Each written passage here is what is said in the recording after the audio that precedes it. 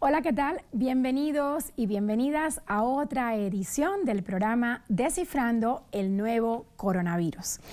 Hoy vamos a dedicar este programa a todas las personas que quieran saber cómo uno se puede contagiar de COVID-19. Para ello tenemos a un experto de primera aquí en estudio. Fíjense nomás, el especialista de hoy es graduado de Química por la UNAM, tiene una maestría en enfermedades infecciosas de la Universidad de Londres y además tiene un doctorado en virología de la Universidad de Glasgow en Escocia. Bienvenido, doctor Edgar Sevilla. Teníamos muchos deseos de tenerlo en este programa y hasta que se nos hizo. Empezamos con la siguiente pregunta. ¿Cómo se transmiten las infecciones? ¿Cuáles son las formas de transmisión directa o indirecta? Una de las primeras cosas que sabemos es que a través de las gotitas que se generan al hablar, incluso sea por la boca y por la nariz, esto es muy importante, después esa gota llegue eventualmente a un sujeto, a una persona que sea susceptible de la infección. Tiene que encontrar a esa persona susceptible. Tiene que llegar en una cantidad suficiente para que esa persona se infecte. Ahí es donde intervienen los famosos aerosoles, doctor. ¿Qué significa esto? Cuando tosemos o estornudamos, salen una gran cantidad de partículas, una gran cantidad de gotitas. Algunas que vemos y que es muy evidente, y algunas otras que son tan pequeñitas que no las podemos ver. Y quedan en forma de aerosoles. Quedan que no caen, no se depositan. Quedan suspendidas en el aire, digamos. Suspendidas en el aire por mucho tiempo. Las partículas de abajo de 10 micras, que es algo bien pequeñito, 10 veces más pequeño que el grueso de un cabello, quedan como aerosoles. Es resultados de experimentos que vienen de 1930. Lo que se determinó en aquel entonces es que gotas tan pequeñitas quedan generalmente suspendidas por horas. Gotas grandes, como del grosor de un cabello, 100 micras, una décima de un milímetro. ¿Por cuánto tiempo? Esas caen inmediatamente a la superficie. El problema son las que están en medio. Esas que están en medio va a depender de muchísimas cosas. Va a depender qué tanta ventilación tenemos, va a depender la temperatura, la humedad, la distancia a la que estamos también va a depender del riesgo que tenga yo de infectarme, ¿no? Entonces, entre más lejos esté yo, menos probabilidad voy a tener de infectarme. La ventilación juega un papel fundamental en todo esto. Sin ventilación, lo que vamos a tener es que ese aerosol se va a quedar ahí por horas y lo vamos a respirar. Y ahí sí nos vamos a infectar. Y una de las cosas, y esto es bien interesante, hay muchas infecciones que depende de qué ruta, a través de qué ruta de entrada tengan, es la gravedad de la infección. Por ejemplo, la COVID, si la ruta de entrada es la nariz, ¿implica lo mismo que la ruta de entrada sea la boca? Lo que sí sabemos es que podemos contaminarnos al tocar los ojos, al tocar la boca, y eso va a ser muy diferente a inhalar un aerosol. Porque ese aerosol, esas partículas pequeñitas, no van a ser detenidas por ningún vello en el tracto respiratorio, sino va a llegar hasta la parte profunda de los pulmones. Y podría ser, insisto, no hay todavía evidencia a ese respecto directamente sobre COVID. Pero en otras infecciones sabemos que si es inhalada puede causar mucho más daño y puede ser mucho más grave. Doctor, ¿cómo es el virus para viajar desde los ojos y la nariz hasta los pulmones?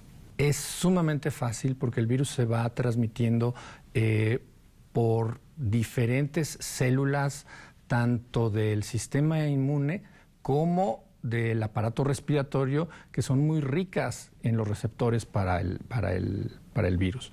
Es decir, no se queda concentrado nada más en un tejido, no se queda concentrado nada más en la nariz, porque resulta ser que muchas células de todo el tracto respiratorio tienen los mismos receptores. Entonces, si tienes una célula que está produciendo virus, la de junto no se va a quedar sin nada que hacer, tranquilita, sino que pues también se va a infectar, y así la que sigue, y así se va pasando la infección.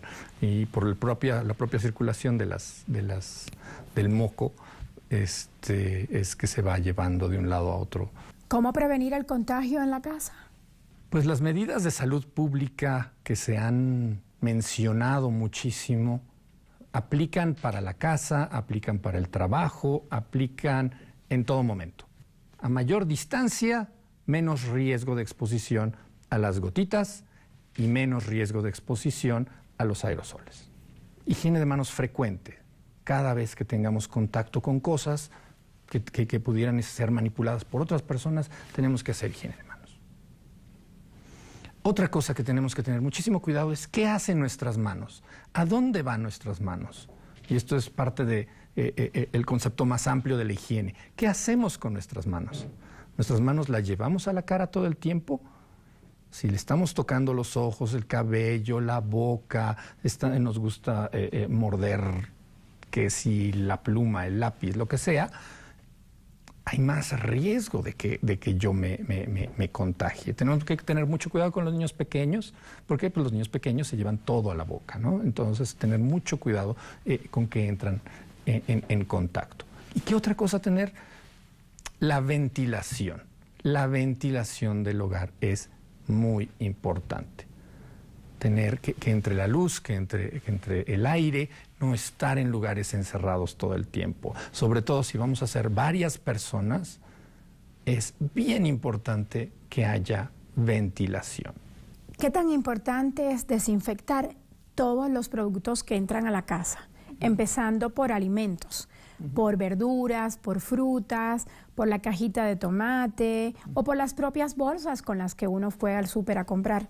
Hablemos de limpieza con agua y jabón. La limpieza más fundamental que conocemos y sabemos. Agua y jabón. Utilicemos agua y jabón. ¿Para lavar qué? Todo. Agua y jabón. Yo no puedo utilizar un desinfectante. Si yo quiero utilizar un desinfectante sobre algo que no está limpio, la acción de ese desinfectante va a ser sumamente limitada. Para que el desinfectante actúe, repito, las superficies tienen que estar limpias. Es decir, primero tengo que lavar y luego tengo que desinfectar. Llegan las verduras, llega la fruta. ¿Qué es lo que naturalmente hago? Pues lavo eso con agua y jabón. ¿Y todas esas cosas que venden, esos liquiditos para echarle a las frutas? Todos esos liquiditos, la idea es, ahí sí, desinfectar. Pero voy a insistir, primero tenemos que lavar para que ese desinfectante actúe. Si no lavo, el desinfectante va a tener una acción sumamente limitada. Doctor, hay muchas personas que no han salido de la casa durante esta época de confinamiento. Por ejemplo, en México, que ya llevamos 6 meses desde que se detectó el primer caso, que fue el 28 de febrero. Esas personas no han salido de la casa y, sin embargo, se han contagiado. Y algunas se han puesto muy graves. ¿Cómo esto puede suceder? Hay varias posibilidades. Puede ser desde que los haya ido a visitar alguna persona que sea un portador asintomático, que sabemos que existe, alguien que no desarrolla síntomas o desarrolla síntomas tan leves que ni siquiera le llaman la atención, o incluso una persona presintomática. Un día, 2 días antes de presentar síntomas, va y visita porque se siente perfectamente bien. Esa es una opción. Una segunda opción es que pues ciertamente alguien pudo llegar a entregarle algo y que esa interacción sea la que le haya transmitido. Existe una tercera posibilidad que se conoce, y esta se conoce desde que ocurrió el primer SARS, el SARS, digamos, 1, en Hong Kong. los aerosoles del vecino, los aerosoles que pueden venir de una torre de departamentos cercana, ventana a ventana, o otra que ha estado en las noticias, que es a través de los drenajes comunes en las torres de departamentos. ¿Qué posibilidad hay de contagiarnos a través de superficies o paquetes? Existe la posibilidad. De ahí la importancia que un mostrador, un pasamanos, un paquete que ha sido llevado y traído por muchas personas, podría ser que, sobre todo alguno de las últimas que lo haya manipulado, si estaba enferma, podría transmitirnos algo. Entonces, pues sí, es buena práctica limpiar todos estos aditamentos. Y cuando digo limpiar, voy a insistir en el tema de el agua y el jabón sirven perfectamente bien para esto. No estamos hablando de grandes cantidades de virus como nos ocurre en los hospitales. Estamos hablando de cantidades pequeñitas. ¿Y por qué en el caso de las manos te dicen si no te puedes lavar las manos con agua y con jabón, utiliza gel antibacterial con un 70% de alcohol? Gel alcohol está diseñado para funcionar con la fricción de las manos. Es muy diferente a que intente yo hacer eso con dos plásticos que se van a doblar, se van a arrugar, o con una tela que se va a mojar, se va a impregnar y que realmente no va a funcionar de la misma forma que van a funcionar las manos. Dejemos, el gel alcohol está diseñado, está probado, está validado, sabemos que funciona y que reduce la cantidad de microorganismos en las manos. ¿Qué tan importante es el cubreboca para evitar contagios, para cortar esa cadenita de contagios que todos queremos? Una de las cosas que nos queda más clara con los cubrebocas es que no es para evitar la infección del usuario, sino para evitar la infección de otros. Es para que si, por ejemplo, yo estuviera infectado, yo no contagie al resto de las personas que me rodean. Es más sano estornudarle de frente a alguien cuando estoy usando el cubrebocas, porque el aire va a ser expulsado hacia los lados, va a ser expulsado hacia arriba, hacia abajo, y no de frente. En cambio, si yo me giro, que es lo que normalmente hacíamos, ¿no? Así, en un inicio, ¿no? Pero me giro y estornudo, que es correcto, estornudar a la parte interna del brazo. ¿Hacia dónde va a salir ese aire? Ese aire va a salir hacia usted. Va a salir hacia la persona con la que yo estoy hablando. Entonces, hay que usar esta técnica, pero de frente. De frente, porque toda la protección la estamos teniendo de frente. De frente a la otra persona. Ahora bien, ¿el cubrebocas sirve para evitar que otro se contagie o también para protegernos nosotros? Nos sirve para, sobre todo esa capa resistente a líquidos, nos sirve para que si hay alguna salpicadura, esa salpicadura también se detenga ahí, ¿no? Si alguien nos está hablando, que esa salpicadura se detenga ahí. Si alguien nos está hablando sin cubrebocas, ¿no? También es bien importante el cómo se pone el cubrebocas, cómo se... A ver, enséñanos, doctor. Antes que nada, si ustedes usan un cubrebocas, les recomiendo guardarlo en algún ¿papelito? Algún papel, no tanto en una bolsa de plástico, porque si lo reusan en la bolsa de plástico va a sudar y no es lo más adecuado para un material así que pudiera tener la materia orgánica que nosotros mismos emitimos cuando hablamos. Si es nuevo, sí lo puedo tener en una bolsa de plástico, pero si ya lo usé, lo que usted sugiere es guardarlo, doblarlo y guardarlo dentro de un papelito. Es correcto. Para colocárnoslo, la mayor parte de estos cubrebocas ustedes saben que tiene una pieza metálica en la parte superior, la pieza nasal, la pieza que se va a ajustar a nuestra nariz, y tiene estas agarraderas, digamos, ¿no? Es bien importante manipular lo menos posible este material. ¿Por qué? Porque nuestras manos pueden estar sucias. Cuando lo tenga puesto o no puesto, no debemos de manipular esta parte del cubreboca. ¿Y cómo sé cuál es la parte que va para adentro y la parte que va por afuera? Es bien importante ver que de un lado los dobleces, digamos, los pliegues miran, digamos, hacia arriba y del otro lado miran hacia abajo. Pues digamos, es más práctico que esos pliegues miren hacia abajo, ¿no? Para que si llegara a salpicarme algún material, pues eso escurra, caiga y no se quede ahí guardado, ¿no?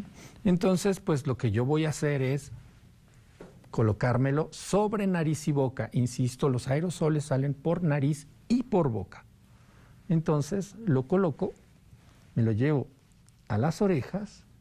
Lo único que voy a hacer, digamos que por los extremos, jalar y ajustar esa pieza nasal que tenemos, ¿no? Es bien importante, sobre todo quienes usamos lentes nos quejamos mucho de que es que se ahuman, se empañan. Se empañan. Hay que sellar bien, lo más posible, esta pieza nasal para tratar de disminuir ese efecto lo más posible. Oiga, doctor, ¿la careta es un sustituto del cubrebocas? La careta no sustituye al cubrebocas, es una protección adicional que nos ayuda a cubrir los ojos, que son otro puerto de entrada, y nos ayuda a que no nos toquemos ojos, nariz, boca. A veces veo algunas personas que están muy preocupadas en cubrir todo y se ponen caretas, se ponen cubrebocas, pero aparte usan lentes y están emproblemadas porque todo les aprieta, todo les causa problemas y se están manipulando mucho la cara. No hay que caer tampoco en ese extremo porque nos ponemos en más riesgo. No nos toquemos la cara. Con esa importantísima precisión, doctor, le propongo hacer una pequeña pausa. Regresamos. Estamos de vuelta. Gracias por continuar con nosotros en este programa especial Descifrando el Nuevo Coronavirus. Nuestro entrevistado de hoy es el doctor Edgar Sevilla. Doctor, hay usuarios en las redes de @TelesurTV que nos insisten en el tema de la desinfección. ¿Cómo uno debe desinfectar su casa e incluso su oficina o la mesa donde trabaja? Tenemos que comenzar lavando con agua y jabón. Tenemos que quitar la materia orgánica, tenemos que quitar la mugre. Y posteriormente, si ustedes quieren, podemos hacer la desinfección con el cloro que usamos siempre en la casa, con el hipoclorito de sodio, que se llama formalmente el cloro que usamos. ¿Cuál es la proporción? Una parte de ese cloro, que puede ser bien una cucharada sopera de ese cloro, con 1 litro de agua. Eso es más que suficiente para que desinfectemos nuestro entorno. ¿Con qué frecuencia debe limpiarse una superficie? Todo va a depender qué tan frecuente es tocada, es manipulada. El picaporte de una puerta, el pasamanos en una escalera, pensemos en algún barandal, en algún tubo, en un transporte público, pues va a ser muy diferente a una oficina, ¿no? Entonces, dependiendo de qué tan frecuentemente es tocada, es la frecuencia con la que debemos limpiarla, debemos desinfectarla. Podría sugerir yo, al menos, que lo hagamos un par de veces al día, al llegar a nuestro sitio de trabajo, en la mañana, digamos, y en la tarde que nos retiramos, al menos. Un usuario de @TelesurTV nos pregunta, ¿y si no hay cloro, podemos limpiar con alcohol? Podría ser en algunos casos, algunos materiales podrían resistir el alcohol como desinfectante.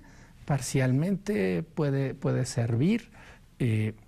Afortunadamente el coronavirus, al igual que otros virus como el del Zika, el de chikungunya, la influenza, son lo que llamamos virus envueltos. Entonces son sumamente sensibles a la mayor parte de los desinfectantes. Entonces, si usamos, insisto, el agua y el jabón seguido por pues el desinfectante que ustedes quieran, que tenemos normalmente en casa, va a ser más que suficiente. Hay otra persona que nos pregunta si podemos ponernos alcohol o gel antibacterial en la nariz. Definitivamente no es lo recomendado. No se recomienda utilizar el gel alcohol en la cara, cerca de los ojos, en la nariz, porque puede causar mucha irritación. Ahí es preferible ir y lavar con agua y jabón. Es totalmente recomendado con agua y jabón y no con gel alcohol. Doctor, ¿cómo evita usted contagiarse si va en el metro, en el transporte público en general? Tener mucho cuidado con las manos. Si tocamos las superficies, no tocar ojos, nariz, boca, no tocar la cara, no llevar el celular a la cara. Y si lo hacemos, si lo tuviéramos que hacer, pues traer nuestro gel alcohol en la bolsa, para que rápidamente podamos hacer esa higiene de manos y resolver, si traes una basurita en el ojo, algún problema, alguna molestia, se pueda atender. Si necesitas salir con tu hijo a la calle, porque no tienes con quién dejarlo, ¿cómo hacer o qué medidas hay que implementar para que el niño no ande tocando y se pueda contagiar? Yo creo que lo primero es concientizar al niño del peligro en el que estamos y lo importante que es que él se mantenga seguro y darle toda esa confianza de que si él se porta como se debe de portar, si él respeta todas estas medidas, se va a mantener sano, se va a mantener bien y va a mantener él a toda su familia bien. Yo creo que eso es bien importante para que los niños sientan que no es una carga, sino que es más bien ellos están contribuyendo a que la familia esté sana y que todos ellos estén bien. Pensar que todos sus abuelitos, su familia, sus tíos van a estar bien si hace todas esas medidas. Esta pandemia pone en evidencia qué tan solidarios somos. El uso del cubrebocas es una medida solidaria. Si no queremos usar el cubrebocas es que no somos solidarios con los demás. Doctor, con esta llegada inesperada y amenazante al mismo tiempo de la COVID-19, del nuevo coronavirus, las personas han estado inventando, desde usar remedios o cualquier tipo de medicamentos homeópatas, hasta el hecho de tomar dióxido de cloro. Es verdaderamente preocupante la cantidad de remedios que se aplican, pero sobre todo lo que se difunde en las redes sociales, porque esto sale de redes sociales. Hay una infoxicación sobre este tema. Definitivamente, definitivamente, y pone en riesgo la vida de muchas personas, porque no es nada más que lo publiquen, sino que hay gente que ha tomado estas cosas y que ha llegado al hospital a consecuencia no del coronavirus, sino a consecuencia de las intoxicaciones causadas por estas sustancias químicas. Si usted se entera que estuvo unos días atrás con alguien que hoy le dijeron que tenía COVID, ¿qué debe hacer de inmediato? Yo creo que lo más importante es pensar en las fechas, en qué fecha estuve con esa persona. Y en promedio pensar que 5 días después de esa fecha podría yo tener algún síntoma. Es alrededor de ese día 5 que yo podría irme a practicar esa prueba de PCR. No tiene ningún caso que si ayer estuve con esta persona y me entero hoy que es positiva, que hoy mismo vaya a hacerme el estudio. Hay que esperar 5 días. Es correcto. ¿Cuánto tiempo tiene que aislarse una persona que dio positivo a COVID pero que tiene una buena evolución? O sea, estos casos que le llamamos leves. Depende también mucho de las restricciones que han puesto diferentes países, diferentes lugares, pero en general se recomiendan al menos 14 días. Doctor, mucha gente que se ha contagiado cree que eso le va a dar inmunidad para siempre. Y hemos visto que la inmunidad, incluso en pacientes sanos, dura 3 meses y tal vez un poquito más. ¿Qué usted le dice a esas personas? Y luego dígame, ¿Qué hechos de reinfección a usted le ha llamado muchísimo la atención? Hay muchos casos actualmente en estudio alrededor del mundo. Incluso aquí en México tenemos ya algunos, y lo digo en plural, tenemos varios. La evidencia actualmente es incompleta porque no siempre se pueden tener todos los datos de todos los casos. Pero lo que sabemos es que generalmente había sido personas relativamente jóvenes, donde el primer episodio es relativamente benigno, incluso asintomático, y el segundo episodio llega a ser también bastante benigno en la mayor parte de los casos. Pero recientemente se reportó también el caso de una persona que en el segundo episodio sí llegó a ser hospitalizada. Esto abre la puerta a muchas cosas. No sabemos realmente si el siguiente paciente que nos llega al hospital, a la sala de urgencias, llegó así porque era su primera infección o si porque era la segunda. Eso no lo podemos saber en este momento. La evidencia es muy limitada. Entonces, el mensaje para todas las personas, se hayan infectado o no de coronavirus, hayan tenido a alguien infectada o no en su propio domicilio, en su hogar, el mensaje es: hay que seguir guardando las mismas medidas. Higiene de manos, sana distancia y todo lo que hemos estado platicando. Hay que tener muchísimo cuidado, insisto, aunque nos hayamos infectado previamente. Definitivamente, doctor, porque es una realidad que, querramos o no, tenemos que aceptarla. El virus, con vacuna o no, llegó para quedarse, al menos por unos años. Con esto nos despedimos, doctor. Doctor, muchas gracias por estar con nosotros. Ya usted sabe lo que ha dicho el doctor aquí hoy, hay que mantenerse lavando las manos cada vez que uno pueda, mantener la sana distancia como la que tenemos aquí en el estudio. Y bueno, hay que cuidarse mucho. Hasta la próxima. Nos vemos en 7 días.